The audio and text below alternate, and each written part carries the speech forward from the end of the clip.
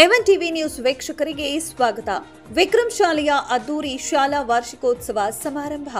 ಹೌದು ವೀಕ್ಷಕರೇ, ಮಕ್ಕಳ ಬಗ್ಗೆ ಪೋಷಕರಿಗೆ ಇರುವಷ್ಟು ಗಮನ ಶಿಕ್ಷಕರಿಗೂ ಇರುತ್ತದೆ ಎಂದು ಕರ್ನಲ್ ಸಂದೀಪ್ ಅವರು ಹೇಳಿದರು. ಚಿಂತಾಮಣಿ ನಗರದ ಚೇಳೂರು ರಸ್ತೆಯಲ್ಲಿರುವ ಪ್ರತಿಷ್ಠಿತ ವಿಕ್ರಮ್ ಶಾಲೆಯ ಶಾಲಾ ವಾರ್ಷಿಕೋತ್ಸವ ಸಮಾರಂಭದಲ್ಲಿ ಭಾಗವಹಿಸಿ ಮಾತನಾಡಿದ ಅವರು, ಮಕ್ಕಳು ಹೆಚ್ಚಿನ ಸಮಯ ಶಿಕ್ಷಕರೊಂದಿಗೆ ಶಾಲೆಯಲ್ಲಿ ಕಳೆಯುತ್ತಾರೆ. ಮಕ್ಕಳ ಮೇಲೆ ಶಿಕ್ಷಕರು ಪ್ರಭಾವ ಬೀರುವುದರಿಂದ ಮಕ್ಕಳ ಉತ್ತಮ ಶಿಕ್ಷಣಕ್ಕೆ ಹೆಚ್ಚು ಒತ್ತು ನೀಡುವಂತೆ ಹೇಳಿದರು.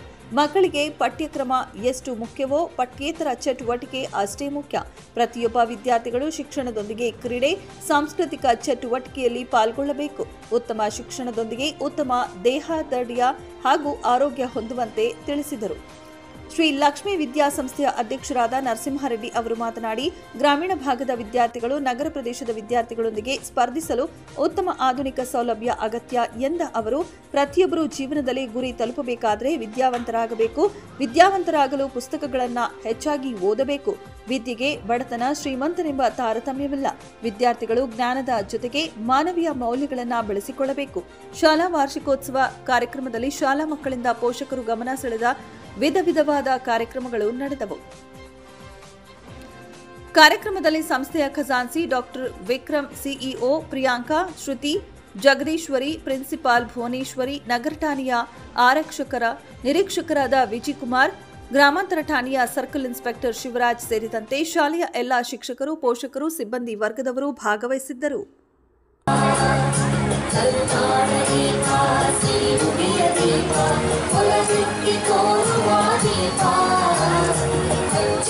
Promising future with the launch of a new school venture. This new venture marks a significant step forward in our mission to provide world-class education and holistic development of our students. With focus on innovation, modern teaching techniques, and a nurturing environment, we aim to create a space where every child can thrive and achieve their fullest potential. Our vision of this new school is one where academic excellence go hand in hand with personal growth, where creativity, critical thinking and leadership skills are ಜನರನ್ನ address ಮಾಡಕ್ಕೆ, ಇಷ್ಟೊಂದು ಜನಕ್ಕೆ ನೋಡಕ್ಕೆ ಅವಕಾಶ ಸಿಕ್ಕಿದ್ದಕ್ಕೆ ಈ management ತುಂಬಾ thankful. ಕರೆಸಿದ್ದಕ್ಕೆ ತುಂಬಾ thank you. So few things ನಾನು ನನ್ನ ಎಕ್ಸ್ಪೀರಿಯನ್ಸ್ ಶೇರ್ ಮಾಡ್ಕೋಬೇಕು ಅಂತ ಹೇಳ್ತೀನಿ.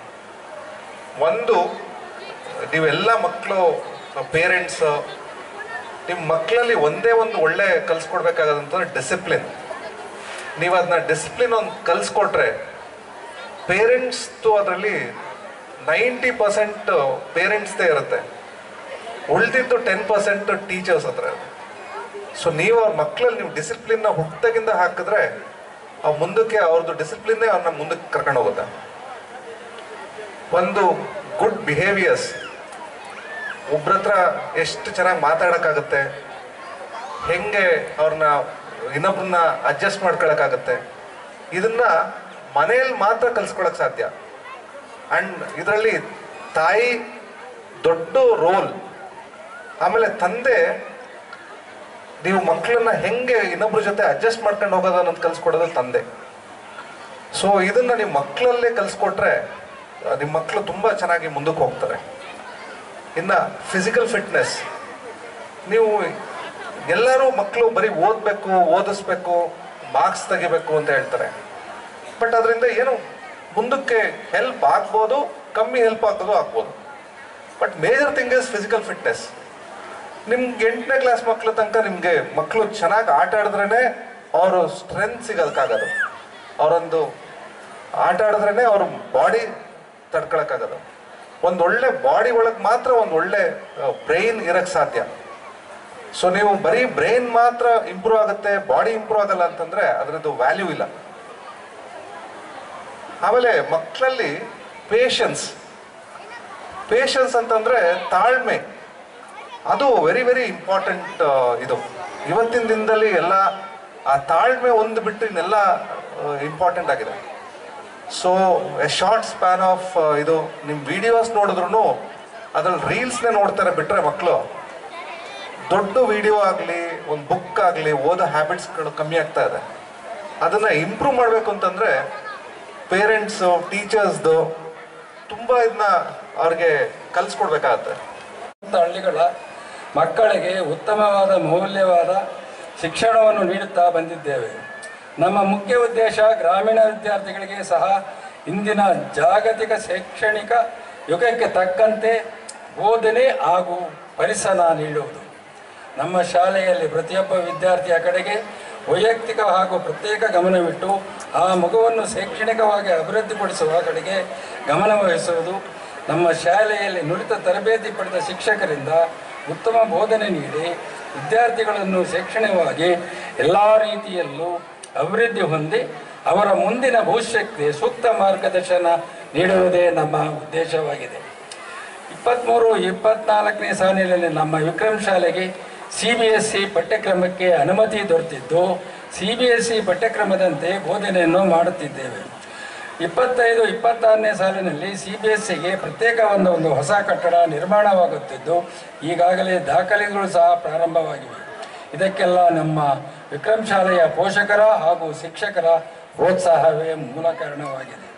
ನಮ್ಮ ಶಾಲೆಯ ಶೈಕ್ಷಣಿಕವಾಗಿ ಮಕ್ಕಳನ್ನು ಅಭಿವೃದ್ಧಿ ಹೊಂದುವಂತೆ ಮಾಡುವುದಲ್ಲದೆ ಪಠ್ಯೇತರ ಚಟುವಟಿಕೆಗಳಲ್ಲಿ ಭಾಗವಹಿಸಲು ಪ್ರೇರೇಪಿಸಿ ಮಾನಸಿಕವಾಗಿ, ದೈಹಿಕವಾಗಿ, ಭೌತಿಕವಾಗಿ ಅಭಿವೃದ್ಧಿಪಡಿಸುವಲ್ಲಿ ಯಶಸ್ವಿಯಾಗಿದೆ. ಇವೆಲ್ಲವನ್ನು ಕಾರ್ಯಗತವಾಗಿ ಅನುಷ್ಠಾನಗೊಳಿಸಬೇಕಾದರೆ ನಮ್ಮ ಪ್ರತಿ ಪೋಷಕರ ಬೆಂಬಲವೂ ಇರುತ್ತದೆ ಎಂಬ ನಿರೀಕ್ಷೆಯಲ್ಲಿ ನನ್ನ ಈ ಭಾಷಣವನ್ನು ಇಲ್ಲಿಗೆ ಮುಗಿಸಿ. V-Tarang is not just an event, it is a reflection of the hard work, dedication and passion that each one of you has put into making this year a memorable one. As we look back on the year gone by, we are reminded of the many milestones we have achieved together. From academic success to extracurricular accomplishment, our students have truly made us proud. This year, we have seen remarkable performance, outstanding achievements, and the growth of not just knowledge, but also values that we have hold dear: integrity, discipline, and respect. We have witnessed our students excelling in sports, arts, culture, and academics, and have celebrated their individual and collective triumphs. It has been a year of learning, innovation, and of fostering creativity.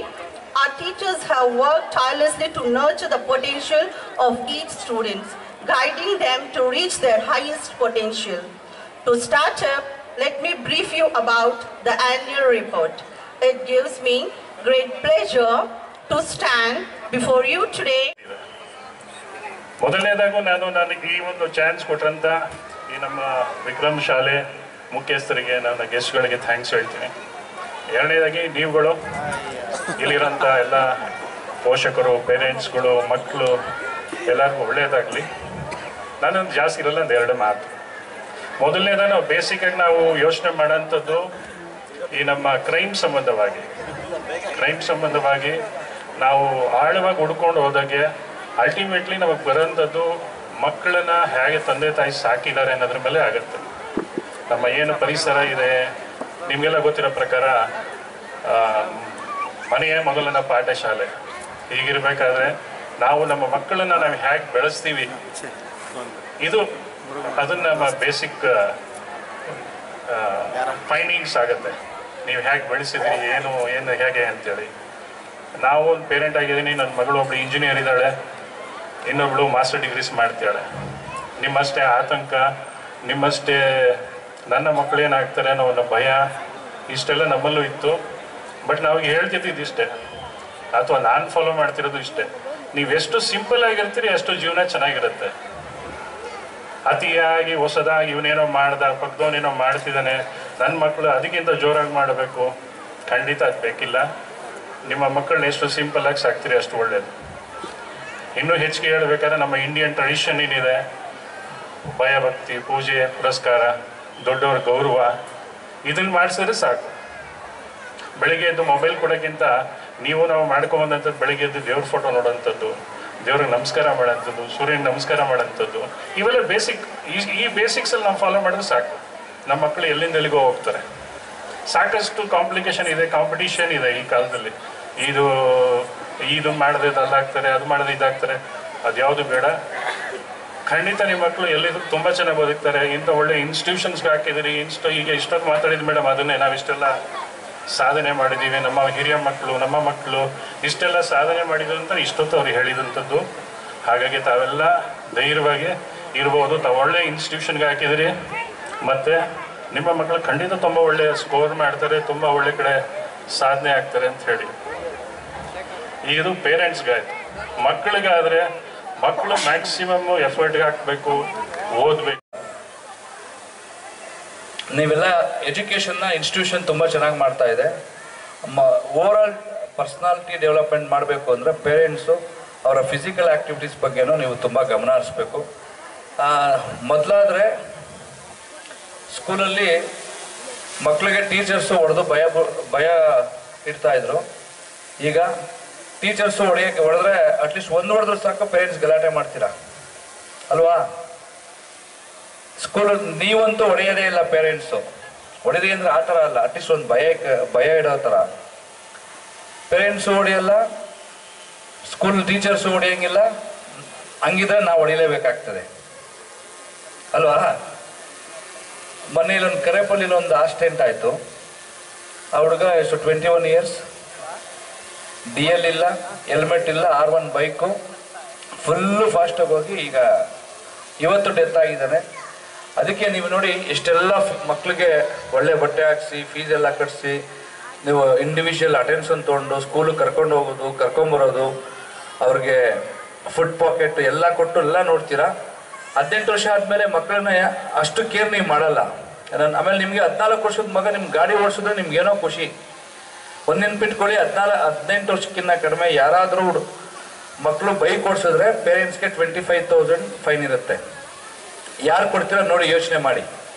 ಅಪ್ಪಿತಪ್ಪಿ ಅವ್ರಿಗೇನಾದರೂ accident ಆದರೆ ಅವರ ಪೇರೆಂಟ್ಸ್ಗೆ 3 years ಜೈಲ್ಗೆ ಹಾಕ್ಬೋದು. ಅದಕ್ಕೋಸ್ಕರವಾಗಿ ನಾನು ನಿಮಗೇನು ಎದುರಿಸ್ತಾ ಇಲ್ಲ, ಕಾನೂನು ಅರಿವು ಮೂಡಿಸ್ತಾ ಇದ್ದೀನಿ ಅಷ್ಟೇ. ದಯಮಾಡಿ ಇದನ್ನು ಅರ್ಥ ಮಾಡ್ಕೊಳ್ಳಿ. ಒಳ್ಳೆ ಪರಿಸರ, ಒಳ್ಳೆ ನಮ್ಮ ನರಸಿಂಹರೆಡ್ಡಿಯವರು ಒಳ್ಳೆ ಒಂದು ಸುಂದರವಾದಂಥ ಒಂದು